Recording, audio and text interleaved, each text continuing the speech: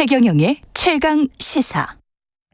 네, 한미 한일 정상회담 있었고요. 19일, 20일이면 한미일 정상회담, 한미일 정상회담이 히로시마에서 개최될 것 같습니다. 노무현 정부에서 NSC 상임위원장 지내신 정동영 민주당 상임고문 나와 계십니다. 안녕하세요. 네, 안녕하세요. 예. 어제 일본 산케이 신문 보도는 마지막 날 G7 정상회의 마지막 날 한미일 정상회담 각각 개최하는 방향으로 조율하고 있다. 이렇게 되면 그 마지막 삼각 동맹의 포질이 완성된다. 정부는 그렇게 이제 생각을 할 것 같습니다. 예. 큰일입니다. 큰일이다. 우리 국민들께 꼭 예. 말씀드리고 싶은데요. 예. 한미일 예. 사실은 이해관계가 각자 다릅니다. 그건 상식이지 않습니까? 그렇죠. 그런데 예. 안보협력이 한미일 이렇게 묶이면 우리는 좋은 것 아니냐 이렇게 착각하기 쉽습니다. 그렇죠. 그런데요. 예. 한미일 안보협력이 강화되면 미국은 이익입니다. 일본도 큰 이익입니다. 예. 그런데 한국은 손해가 커집니다. 이게 나눠서 핵심이에요. 한번 그 이야기를 해 주십시오. 자, 일본은요. 예, 일본은 재무장화, 군사 대국화의 길로 가는데 예. 한국이 지금 등을 대주고 있어요. 한국이 사다리 역할을 하고 있는 겁니다. 그 시사 주간지로 아주 유명한 타임지에서도 표지 인물로 일본 기시다 총리를 선정하고 오랜 평화주의를 버리고 자국을 진정한 군사 대국으로 만들려 한다. 이게 타임지의 표지 헤드라인이거든요. 세계 최대 잡지 예. 타임지의 표지 인물로 기시다 총리를 만들어준 사람이 누구겠습니까? 윤 대통령이다. 일본 군사 대국화의 길로 질주할 수 있게 우리가 사다리를 놔준 거예요. 자, 미국은 대중국 포위망을 강화하는 그런 세계 전략의 이익이 있습니다. 자, 그런데 예. 그러면 미국, 일본만 이익이고 우리는 왜 손해냐. 예. 첫째, 한미일 안보 협력이 강화되면 상대적으로 한미 동맹의 무게중심이 떨어집니다. 무게중심이 약화됩니다. 일본 쪽으로 갈 수 있다? 왜냐하면 미국의 전략은 이 동북아시아에서의 중국 견제와 이 한반도 문제에 관해서 일본의 역할을 키우려고 하는 겁니다. 그렇죠. 그렇죠. 한국의 보호국이 되는 것을 원하는 거예요. 그런데 우리 일본에? 국민은 그렇죠. 그게 과거에 가스라 테프트 100년 전의 협약이 그거 아닙니까? 그럼 지주회사 있고 밑에 중간 지주회사처럼 미국은 지주회사, 우리 국민은 중간 지주회사 그 손자회사 같이 한국은 되는 거예요? 그렇죠. 우리 국민은 일본을 형으로 생각하지 않아요. 그렇죠. 우리가 예. 가르쳐준 나라라고 생각하지요. 그렇죠. 예. 그런데 미국은 세계 전략상 한국을 한미동맹을 미일동맹의 하위동맹으로 생각합니다. 자, 또 하나. 한미일 안보협력이 강화되면 될수록 중국, 러시아는 멀어집니다. 이건 국익의 명백한 손해입니다. 그렇죠. 예. 특히 중국 같은 경우는. 우리 예. 입장은 중국, 러시아를 적으로 만들 것이 아니라 시장으로 만드는 것이 국익이거든요. 그게 그렇죠. 지난 30년 네. 동안의 대전략이었어요. 그런데 이것을 무슨 근거로 아무런 과학적 증거도 없고 치밀한 토론도 없었어요. 국민에게 설명도 없어요. 느닷없이 중국과 러시아를 적대화하는 방향으로 우리 국가를 몰고 가는 거예요. 그런 측면에서 보면 윤석열 대통령이 나중에 대통령실은 아니다라고 부인하기는 했습니다만 일본 참여를 배제하지 않는다는 거에 NCG 우리가 가서 그나마 이로운 성과라고 하는 정부 스스로도 그 NCG의 일본 참여 가능성을 열어두는 듯한 발언을 했단 말이죠. 그러니까 지금 윤 대통령은 윤석열 정부는 이 한미동맹의 또 북핵 억지에 일본을 끌어들이는 것이 크게 잘한 일이라고 생각하는데 이게 중대한 착각이라는 거지요. 그러면 워싱턴 선언과 관련해서는 어떻게 보세요? 그러니까 워싱턴 선언에 대해서 예. 심지어 조선일보조차도 예. 북핵 억지가 아니라 핵 족쇄다. 이렇게 사설했었어요. 핵 족쇄다. 핵 족쇄다. 예. 우리가 핵무장이나 전술핵 배치 요구를 더 이상 포기한. 못하게. 예.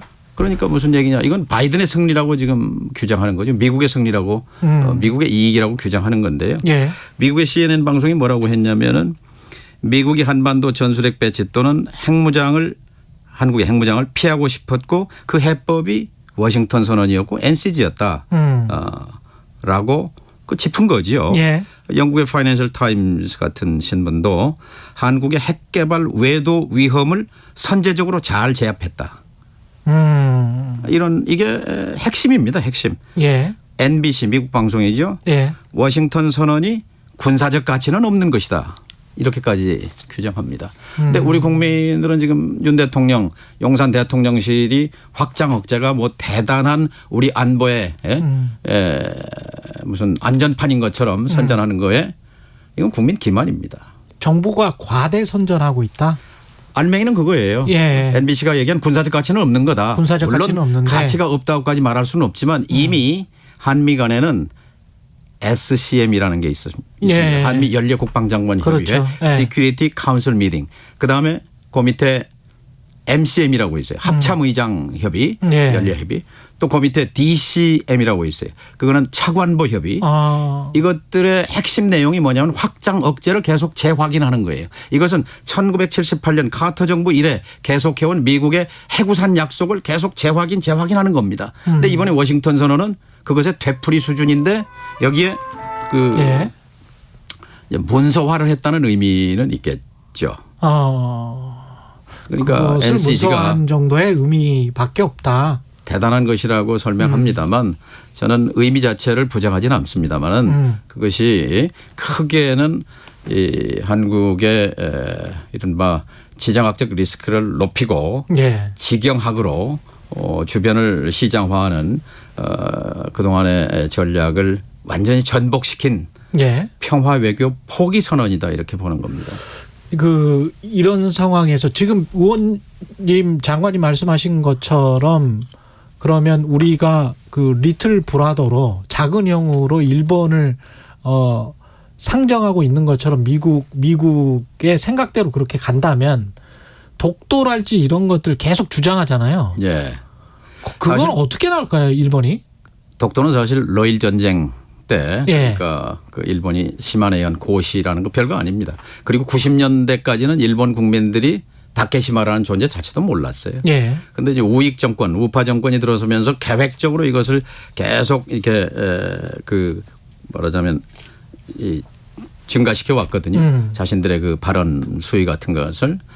근데 지금 최고조에 있는 거죠. 그게 지난 3월 16일 도쿄에 있었던 기시다 윤석열 대통령 정상회담에서 독도 문제를 꺼낸 거 아닙니까? 예. 이것은 지금 대통령실은 부인하지만 일본의 관방부 장관이 나와서 공식 브리핑을 했는데 그것을 거짓말이라고 허언이라고 말할 증거는 없습니다. 지금 대통령실은 잡아떼는 겁니다만 이것은요. 윤석열 대통령이 우리의 영토 주권을 포기한 겁니다. 아니 지금 영토 갈등이 있는데 상대방 정상이 독도 문제를 거론했는데 거기에 대해서 침묵했다? 이것은 직무유기입니다. 어떻게 보면 탄핵 사유에도 해당할 수 있어요. 지금이라도 독도에 대해서 지금 그런데 그 이후에 3월 16일 이후에 지금 2달입니다만 윤 대통령 입에서 독도 얘기에 독자도 나오지 않습니다. 지금이라도 대한민국의 대통령이 맞다면 독도는 불변의 한국 영토라는 것을 천명해 줘야 합니다. 아직 그 얘기 않지 않습니까? 근데 그 국민의힘 의원들은 그런 주장을 합니다. 우리 이미 실효적으로 우리 땅인데 그런 이야기 해봤자 국제적으로 문제만 만들고. 아니 그런데요. 예. 아니 그 이명박 대통령은 왜 독도를 갔습니까? 앞뒤가 안 맞잖아요. 이명박 대통령 때는 그럼 왜 갔느냐? 자기들 대통령이었는데. 예. 그러면 안보적인 측면에서 이명박 대통령은 독도를 직접 갔는데 윤 대통령은 독도가 우리 땅이라는 말도 못하느냐 이 말이에요. 안보적인 측면에서 평가를 계속 해 주셨는데 경제적인 측면은 어떻게 봐야 될까요? 한미 한일. 되게 국가 지도자로서는 크게 두 줄기가 있잖아요. 하나는 외교가 있고 내치로서의 특히 경제가 있는데 예. 윤 대통령도 잘 해보려고 했을 겁니다. 저도 잘하기를 기대했습니다. 그런데 안타깝게도 외교는 참사하고 경제는 재앙입니다. 지금 고물가, 고금리, 경제성장률 최저 아닙니까? 지난 20년대 네. 1.6%. 실질 가계소득도 1.1% 줄었어요. 자, 이런 최악의 경제 상황 속에 정부 세수도 덜 거치는 거 아닙니까? 경제정책 방향도 지금 옛날에 이미 실패했던 줄푸세, 이 세금은 줄이고 규제는 풀고 뭐 예. 법치는 세우고 예. 뭐 이거 낙수 효과 신자유주의 경제 이론 이거 다 한국에 유효하지 않은 드러났는데 그거 지금 되풀이 아닙니까? 거기다가 미국 가서 사실은 반도체 이거 반도체는요 그냥 산업 분야의 하나가 아니라 2차 대전 전까지는 강철의 강도가 그 나라의 국력이었습니다. 그리고 그 이후에는 핵을 가진 나라와 핵이 이제 그 나라의 그 그렇죠. 국력의 척도였죠. 강대국에. 그리고 이제 90년대 이후 탈냉전 이후에는 반도체가 산업의 쌀을 넘어서서 미래 국력의 핵심입니다. 그 반도체를 한국이 쥐고 있다는 것은 단군일의 지금 최대의 기회인 거지요. 그런데 이것을 지금 미국 가서 바이든 대통령이 윤 대통령 옆에 세워놓고 그랬잖아요. 원래 반도체는 우리가 개발한 거고 우리가 시장을 지배했는데 지금 10%로 줄었다. 지금 한국이 만들고 있잖아요. 디램 반도체는 그렇죠. 80%인데 예. 이거 미국으로 가져오겠다라고 선언했잖아요. 그리고 그것이 한국과 윈윈하는 거다라고 말했는데 그런 헛소리가 어디 있습니까? 반박 한마디도 못했어요. 오죽하면 미국 기자가 LA 타임스 기자가 그랬잖아요. 자 중국에 대한 그런 제한으로 우리 동맹국에 피해를 주고 있는데 어떻게 생각하고 있느냐고 한국 기자가 물었어야 할 건 미국 기자가 물었는데요. 윤 대통령 이런 반구 의제 자체에도 올리지 않았지 않습니까? 저는 그런 의미에서 외교의 참사 경제의 실패 저는 지금 우리 국민들이 크게 경각심을 가져야 할 국면이라고 생각합니다. 근데 외교 안보 사항과 관련해서 야당이 할 수 있는 게 뭐가 있을까요? 민주당이 어떻게 대응을 해야 되는 겁니까? 저는 이렇게 생각합니다. 민주당 야당이 그냥 야당이 아니라 170석 거대 야당입니다. 그리고 네. 과거 한반도의 평화를 위해서 고민하고 정책을 만들고 전략을 만들고 실행했던 한반도의 평화를 만들어왔던 정당의 전통을 갖고 있습니다. 김대중 대통령의 햇볕 정책, 노무현 대통령의 평화 번영 정책, 그다음에 문재인 대통령 시기 한반도의 전쟁 가능성을 없애기 위해서 그리고 북핵 문제 해결을 위해서 이 북미 협상 또는 육자회담 이런 것들을 만들어서 실행하고 추진해 왔었죠. 그런 네. 전통을 가진 민주당으로서 논평, 성명, 비판 이거에 그쳐서는 안 됩니다. 행동에 나서야 합니다. 예컨대 저는 지금 민주당 대표 이재명 대표인데요. 미국 가야 한다고 생각합니다. 왜 가야 하느냐. 미국은요. 영어로 번역된 영문판 조선일보가 한국 국민의 여론인 걸로 그렇게 100% 그렇게 받아들입니다. 예. 미국의 주요 예. 인사들은. 예. 그리고 윤 대통령이 와서 한 얘기들 이런 것들이 한국 국민의 의사를 100% 대표한다고 이렇게 그런 이미지를 갖는 거예요. 그런데 우리 국내에서 윤 대통령의 지지율이 이렇게 낮은 줄 미국 사람은 잘 모릅니다. 그리고 지금 미국에 가서 한 그 반도체라든지 이 전기차 문제에 대해서 한마디도 못했는데 이런 얘기 야당 대표가 가서 얘기해야 되죠. 그리고 한국 국민의 절대 다수는 윤석열 대통령처럼 그렇게 한미일 안보 협력에 매달리지 않는다. 우리는 한미동맹을 근간으로 하되 중국과도 잘 지내야 하고 러시아와도 잘 지내야 하는 그런 역사적 지정학적 숙명을 갖고 있다 하는 메시지를 미국의 언론, 의회, 전문가 집단에 전해야 되죠. 미국은 여론이 지배하는 사회입니다. 야당 대표의 역할이 중요합니다. 이재명 대표가 미국에 가야 된다. 저는 예. 그렇게 생각합니다. 그 오염수 처리와 관련해서는 우리 시찰단이 가기로 했는데 근데 가기도 전부터 뭔가 우리가 뭐 좀 무릎을 꿇고 가는 것 같은 그런 느낌도 들고요. 그렇죠. 처리수 이야기까지 나오고 있으니까 뭐 정부는 부인을 왜 했습니다만은. 기시다 총리가 원래는 5월 19일부터 히로시마 G7 정상회담 이후에 6월 달쯤 뭐 6, 7월경에 방한할 거다라는 그랬었죠. 관측이었는데 예. 왜 그렇게 윤 대통령이 미국에서 오자마자 서둘러서 왔을까요? 그 점이 핵심입니다. 두 가지라고 생각합니다. 하나, 히로시마 G7 정상회담 전에 한국에 가서 이 핵 오염 방사능 오염수 방류 문제에 대해서 한국의 동의를 얻는 것 이것이 핵심 과제였을 것입니다. 왜냐하면 G7 정상들 독일이나 프랑스 정상들 다 부정적입니다. 그러면 가장 이웃한 나라 한국도 이 방류를 수용했다라는 것이 대단한 그 논리적 근거가 되는 거죠. 예. 거기에 지금 윤 대통령은 응해 주었는데 일본에 좋은 것은 한국에 좋은 거다라는 생각을 하는 것 같아요. 그런데 정말 애국심이 있는 대통령이라면 이 국민의 건강 주권을 결정적으로 침해하고 우리 어민들 죽을 판이에요. 우리 국민 건강 결정적으로 위해받습니다. 모르긴 몰라도 제가 내다보기에는 이 후쿠시마 오염수 방사능 오염수 배출은 2008년 이명박 대통령이 저질렀던 광우병 소고기 수입 파동. 그래서 얼마나 큰 국민적 분노가 일어났습니다. 그랬죠. 그거에 버금가는 국민적 저항이 있을 거다 저는 그렇게 생각합니다. 지금이라도 이 시찰단이라고 하는데 이건 수학여행단과 별 진배가 없어요. 하룻밤 가서 둘러보고 온다는 것이고 일본 정부가 분명히 못 박았잖아요. 이것은 오염수의 안전성이나 안전성 평가나 확인은 아니다라고 선을 그었잖아요. 시찰이다. 네. 그냥 관찰이다 하는 얘기죠. 면죄부 주는 건데요. 이건 정말 윤 대통령이 국민을 생각하는 대통령이라면 심각하게 다시 생각해야 합니다. 그럼 민주당이 대통령의 낮은 지지율에도 불구하고 그렇게 이제 그 비약적으로 뭐 지지율도 민주당 지지율도 그렇게 높지가 않고 그런 것들이 계속 돈봉투랄지 뭐 네.